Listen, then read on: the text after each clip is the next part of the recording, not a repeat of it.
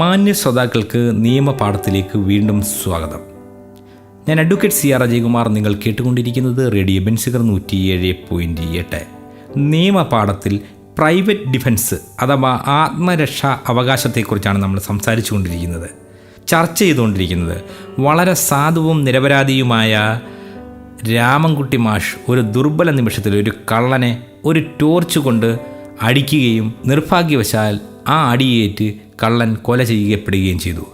രാമൻകുട്ടി മാഷിന് ആത്മരക്ഷാ അവകാശം ലഭിക്കുമോ?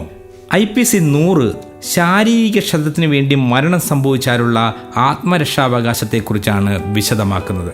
ശരീരത്തിന് വേണ്ടിയുള്ള ആത്മരക്ഷാവകാശത്തിൻ്റെ പ്രയോഗത്തിനിടയാക്കുന്ന കുറ്റം മരണം സംഭവിക്കുമെന്നുള്ള ന്യായമായ ഭയമുണ്ടാകത്തക്കതായ കയ്യേറ്റം സംഭവിച്ചാൽ നമുക്ക് പ്രതിരോധിക്കാം.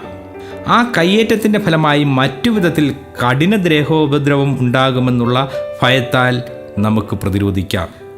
നമ്മളെ ബലാത്സംഗം ചെയ്യണം എന്നുള്ള ഉദ്ദേശത്തോടു കൂടി ഒരാൾ സമീപിക്കുകയും അതിൻ്റെ പേരിൽ നമ്മൾ പ്രതിരോധിച്ചതിൻ്റെ ഫലമായിട്ട് മറ്റേയാൾ കൊല ചെയ്യപ്പെടുകയും ചെയ്താൽ നമുക്ക് ആത്മരക്ഷാവകാശം IPC സെക്ഷൻ 100 വളരെ കൃത്യമായി നൽകുന്നു. കുട്ടികളെയോ മറ്റാളുകളെയോ തട്ടിക്കൊണ്ടു പോകുവാൻ വേണ്ടി നടത്തുന്ന ശ്രമം, ആ ശ്രമത്തെ തടയുന്നതിൻ്റെ ഭാഗമായിട്ട് ഒരാൾ കൊല ചെയ്യപ്പെട്ടാലും ആത്മരക്ഷാവകാശം ലഭിക്കുന്നതാണ്.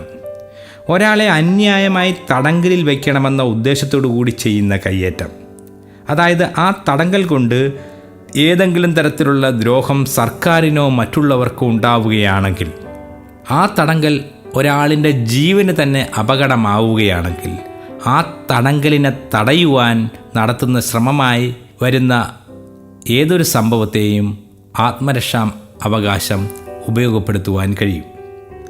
അപ്പോൾ നമ്മൾ പറഞ്ഞുകൊണ്ടിരിക്കുന്നത് ആത്മരക്ഷാ അവകാശത്തിൻ്റെ ഭാഗമായിട്ട് ഒരു മരണം സംഭവിച്ചാൽ ഇത്രയും കാര്യങ്ങൾക്ക് നമുക്ക് കൃത്യമായിട്ടും ആത്മരക്ഷാവകാശത്തിൻ്റെ പിൻബലം ഉണ്ടായിരിക്കുന്നതാണ്. മരണമൊഴികെ മറ്റു വല്ല ഉപദ്രവവും ഉണ്ടാകുന്നത് വരെ അങ്ങനെയുള്ള ആത്മരക്ഷാവകാശം ഉപയോഗിക്കുന്നതിനെക്കുറിച്ചാണ് 101 IPC സെക്ഷൻ 101 കൃത്യമായി പറയുന്നത്. ശരീരത്തിന് വേണ്ടിയുള്ള ആത്മരക്ഷാവകാശം ആക്രമണകാരിക്ക് തന്നിഷ്ടത്തോടുകൂടി മരണം സംഭവിക്കുന്നത് വരെ വ്യാപിക്കുന്നതല്ലാത്തതും മരണം ഒഴികെ മറ്റു വല്ല തന്നിഷ്ടത്തോടുകൂടി ഉണ്ടാകുന്നവരെ വ്യാപിക്കുന്നതുമാണ് എന്നു പറഞ്ഞാൽ, മരണം ഉണ്ടാകുന്നതിന് തൊട്ട് മുമ്പ് പോലും നമുക്ക് ആത്മരക്ഷാവകാശം ഉപയോഗിക്കാം എന്ന് വളരെ കൃത്യമായി പറഞ്ഞിരിക്കുകയാണ്. വസ്തുവിൻ്റെ ആത്മരക്ഷാവകാശത്തിൻ്റെ പ്രയോഗത്തിന് കാരണമാക്കാനായി ചെയ്യപ്പെടുന്നതോ അല്ലെങ്കിൽ ചെയ്യാനായി ശ്രമിക്കപ്പെടുന്നതോ ആയ കുറ്റം, മരണമോ മറ്റു വല്ല ഉപദ്രവമോ ഉണ്ടാകുന്നതുവരെ ആ അവകാശം വ്യാപിക്കുന്നതാണ്. അതായത് കവർച്ച നടത്തുക, രാത്രിയിൽ നടത്തുന്ന ഭവനഭേദനം നടത്തുക, മനുഷ്യൻ്റെ പാർപ്പിടമായോ അല്ലെങ്കിൽ വസ്തുവിൻ്റെ സൂക്ഷിപ്പിന് വേണ്ടിയോ ഉപയോഗപ്പെടുത്തുന്ന സ്ഥലം തീ വെച്ച് ദ്രോഹം ചെയ്യുക, ഇത്തരം ഘട്ടങ്ങളിലൊക്കെ തന്നെ നമുക്ക് ആത്മരക്ഷാവകാശം ഉപയോഗിക്കാം.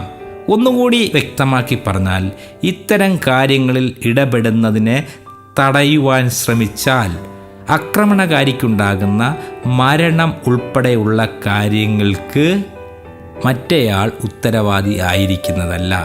പ്രൈവറ്റ് ഡിഫൻസിൻ്റെ ആനുകൂല്യം അത്തരം ആളുകൾക്ക് ലഭിക്കുന്നതാണ്.